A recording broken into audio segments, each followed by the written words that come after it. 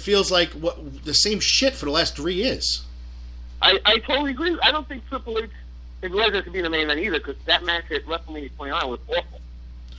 Do we get a Divas Championship as a main event?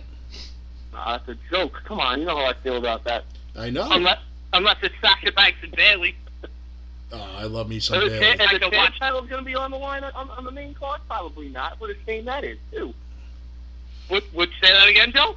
The tag titles. They don't even care about them. Yeah, they don't even acknowledge them anymore. And the United States title still matches the kickoff match at 7:30. It's not even on the actual pay-per-view. You know that for a fact, or you guessing? No, I know. They said it on Raw the other night. Cole announced that. Yeah. Oh. So that's great. So you have no tag team titles being defended. The pre-show at 7:30. Is Kevin Owens defending the Intercontinental Belt? He is. Kevin Owens is defending against Dolph Jobber. Dolph Jobber. Although not for nothing, that was probably the best match on Raw I've seen in a very long time. It was. That's because Kevin Owens was involved, and he's one of the best entertainers they have right now. Thank you. I take total. So you put him on the pre-show? No. What the hell's his name? Kalisto and Del Rio. Yeah, they're on the pre-show. I thought Sasha Banks and Becky Lynch versus Naomi and Tamina was on the pre-show. No, they're not going to have that. Is Charlotte defending her title against Charlotte Brie, right? Is. Charlotte, she's Charlotte defending against Brie. Which we know that's going to be a squash match because this is I don't know. I don't even know why there's even a point to this match. Could we possibly see Daniel Bryan come down to distract Charlotte? No. Even if that happens, Charlotte's not going to go. You're not going to have Brie go to WrestleMania as the Divas champion. You're right.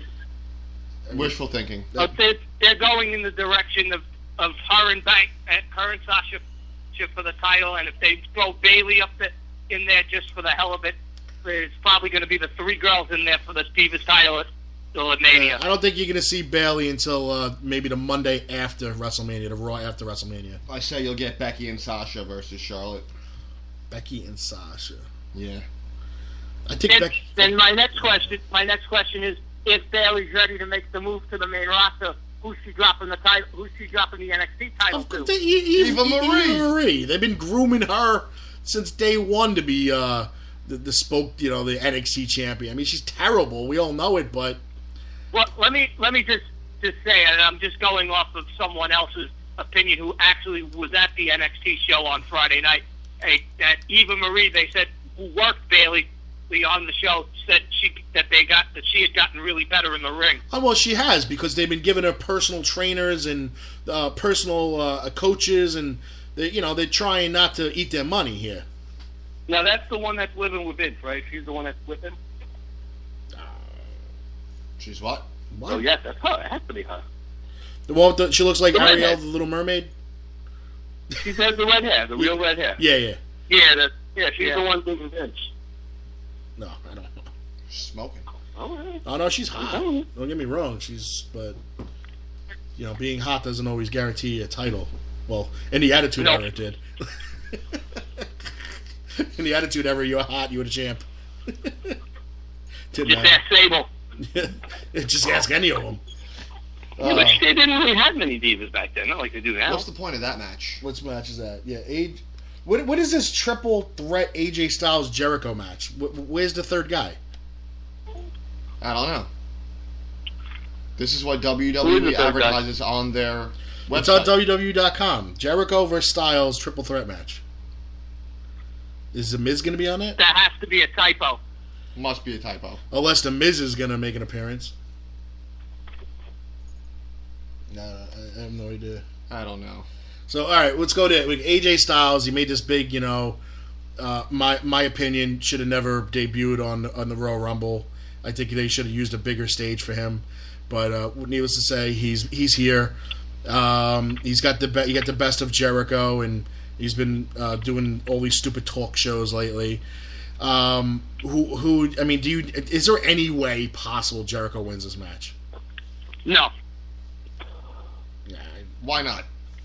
Because you can't push a 45-year-old guy. You just can't push Jericho anymore. I mean, we all know after Mania, Jericho's going to disappear. So it's not like No, he said that he's staying for a little while. For a little while, yeah. Is he really? Yeah. That's what I've heard. I don't think he's on tour, so I think he's going to be staying for a little while. But I mean, we've seen this before with Jericho, though. Who did he dropped a match for the last time he came back? I mean, he gave somebody a. Who was it? He did the Fandango guy. Yes, that's it. He gave Fandango the big moment. Did he? Yeah, when they were trying to push him. And look what they did to him. Yeah, he should be on the Social Outcast Part 2. That's a great idea. Yeah, he fell off the face of the earth. You know what? The gimmick wasn't that bad. The problem was it just kept switching to women constantly. It was just like, you know what? Get rid of the women. Just let the guy come down and he showed major strides, getting better and better. And it's just another one of these WWE. They give up on a gimmick because they don't have. They making the money. They don't have any faith. Why they get rid of? You know what? Get rid of the creative team as quick as you get rid of the gimmicks. It just you're paying these guys to come up with these gimmicks, and they're terrible, out of the box. And who gets penalized for it? The wrestler. The wrestler's just doing what you're paying him to do. And he was in developmental for a while too. Yeah, I don't understand it. I mean, same thing with Adam Rose. Now you got him doing this stupid Social Outcast gimmick. I mean, you had him doing the bunny and all this other crap. Look, this was your idea. You guys made, not you guys, but this is WWE Creative. You guys made this. You guys created this stupid gimmick. It didn't work. Why, if I'm Adam Rose, why am I being penalized and being kept off TV and not being able to showcase my talents because you guys came up with the worst idea on the planet? Yeah, I agree. I agree with that. I mean, when is WWE Creative become liable? When did they take the fall? When did they go on the guillotine? They will never. They'll never take the fall. Then stop hiring soap opera freaking writers. Hire people that have been in the business before, or at least have some link to the business. They'll never do that. It's the same thing with TNA with Billy Corgan. That they hired Billy Corgan to be an outside consultant. The guy from Smashing Pumpkins? Yeah, the guy from the Smashing Pumpkins. Oh, he knows wrestling. Come on, that's the issue. It's stupid nonsense like that. Well, look, if we're gonna go to TNA, that could be a whole nother show. That's like literally a chip off an iceberg of the problems that TNA has. And let me tell you something. The last few weeks that they've been in the UK and they're showing the UK shows now have been very enjoyable to watch. It's better than Raw. If you ask my honest opinion. Because I can get through one match and then I turn it off. I can't watch TNA, bro. I mean, I went to that live event, and I was actually embarrassed I was even there. Oh, that event, and I will agree, like I said, that show was horrendous. That was absolutely terrible. Horrendous, especially like we've talked about that EC3 spot off the top rope when he tried to do the 1% of the Matt Hardy, and it was totally botched. Yeah, I mean, Matt Hardy botches the final spot. Three moves into the actual taping, and there's a botched move in the corner. I mean, it just it was just really, really bad. And you got the fans are being coached by the ring announcer, telling them when to cheer, what to cheer, when to stop, and it's just that's when you got some shit. It's bad. I mean, it's glorified indie wrestling. It is. I agree 100%. It's a glorified indie show. But you know what? They're still around. They've been around for 13 years now, 14 years. They got unlimited money too. Deep pockets, bro. You can keep reaching into those pockets and keep pulling out checks. You're gonna have a product. I mean, but sooner or later, you're gonna reach the bottom and it's gonna be lint. And it's Dixie just goes to Daddy for more money. Yeah. Well, what's gonna happen when Daddy's not there no more? Somebody else is going to step in and say, you know what? We're tired of spending our money on that nonsense. So it happened at WCW. It just kills me that the talent on that level, that they're on TV almost every week, and they're not as big of draws as WWE, or not as big of draws as we think they are. Well, and who are you talking about, Richie? I know one guy. Well, it's probably the same person you're thinking of. And I had a conversation with that person, and that person told me it sucks. It's perception is reality. being that no one cares about TNA. But Austin Aries didn't have that issue, and he's TNA, former champion down there. Yeah, he is. But now he's Kennedy grew well first too. Yeah, So you did got Christopher to Daniels. understand and look at it like this. A lot of these guys preferred TNA because of the traveling. You didn't have this crazy travel schedule with WWE. You weren't working 27 days a month, 300 days a year. The demand on your body physically and mentally wasn't the same. You got to see your family most times. You were still getting And now paid. their schedules have gotten extra lighter because they're not doing any house shows. So Right. it's only TV once a month. So if these guys are still That's getting it. paid, just put the shoes on our feet. What would you rather do? Would you rather go to work, do what you're doing at the current pace you were doing, or would you rather do it at a slower pace, little less days a week, little less days a month, some less days a year, but still take home the paycheck?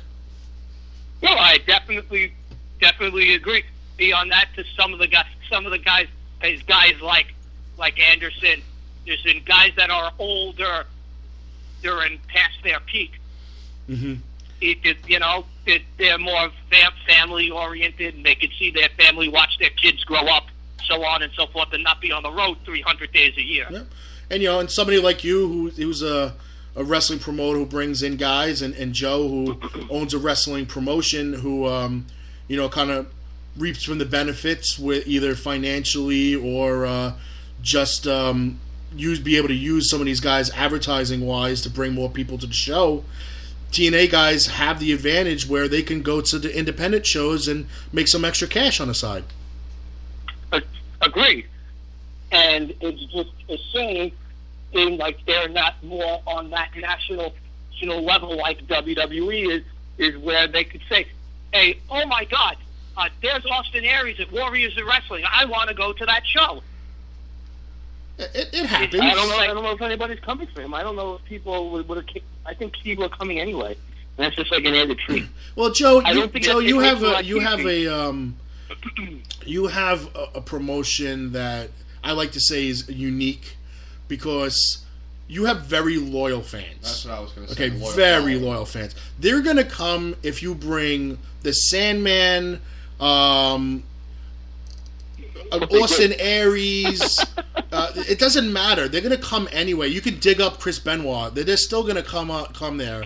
And it doesn't matter because they're loyal to you and they're loyal to your product. They're loyal to your roster. So if you're bringing in somebody extra, it's just to say, hey, you know what? I'm going to that show Friday, and pretty cool. They're bringing in Austin Aries. That's cool. Yeah, so somebody extra, I get to say. I agree. I think I think it benefits more Richie than me. Mm-hmm. I'm not saying it doesn't benefit me. Extra people, new people are coming for these names, but I think it benefits the fact that I'm going to the show, Austin Aries, or whoever's going to be there. Right. I'm going to get an autograph and then a photo op, or if one of the guys is in that encyclopedia that they want to get signed. But I don't think that's the case with Billy Gunn. I think Billy Gunn or Rikishi or those Attitude Era guys are going to draw different people. Well, let me tell you, that was probably when Sam announced that on the show, or originally, I think it was in January when he announced that. That was the biggest pop at a show for another guest since Rikishi was there. And I'm just being totally brutally honest. Well, I think there's only one way you're going to be able to test this theory, and I know it kind of makes Joe cringe because Joe's a loyal guy. He's got his spot, he's got his place where he has his events. But I think the only way really to test this theory is, go out there, make a couple of announcements of guys, hold it at a venue that's a little bigger, and see if it fills up. We did that in Brooklyn. Yeah, and Joe and I have been discussing this numerous times, and there's got to be, I understand the Fun Station is loyal, that's where the gym is where the training school is, I get all that, but if you're not expanding, I think, in my personal opinion, let's just look at it from the slate. Remember when we did that show in Brooklyn and Vader was there? Huh? Say that again? Remember when we had Vader in Brooklyn? That's what I was talking about. We did well there. you did very well there. You did very well, and your loyal supporters still